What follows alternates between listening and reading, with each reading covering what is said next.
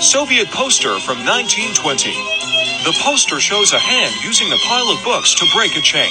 With the text reading, knowledge will break the chains of slavery. So no hate to the creator, because they were just sharing the poster, but I just saw this poster and thought it was super ironic. So I study a lot of Soviet and Russian history, and I'm aware of the fact that the Soviets had really heavy censorship to the point of burning and banning many books. There's actually an entire book about it, censorship in Soviet literature. It's really fascinating. And this is something they did immediately, right? So this poster was in 1920, which is really early, but they immediately went right into this. They were burning stuff and censoring stuff that criticized the Soviets, that were pro-Tsarist, even things that were considered religious propaganda. They even did it to movies as well. There's so many crazy stories about the Soviet film industry.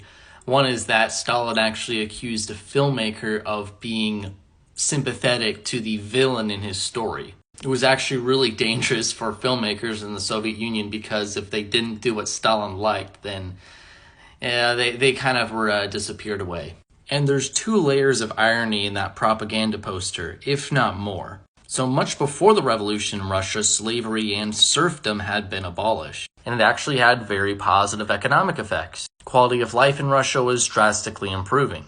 But the Soviets actually ended up reintroducing slavery. First, they called it compulsory labor services, and then there was the gulags and projects like the White Sea-Baltic Canal. During the construction of the canal, over 25,000 of these slave labor prisoners died just from the weather. That's not even counting the deaths from diseases or accidents. Had Tsarist Russia continued to move more towards capitalism, it would have been much better off than the Soviet Union. It was already the 4th richest country in 1915. Estimations show that Tsarist Russia may not have kept up with the Soviet Union in terms of growth, but that's not accounting for if it became more capitalist.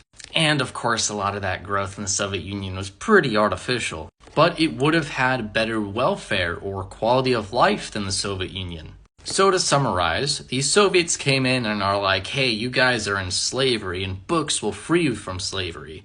They then made those people worse off. They banned books, and then they put many of those people into slavery. Great going, communists. Great going.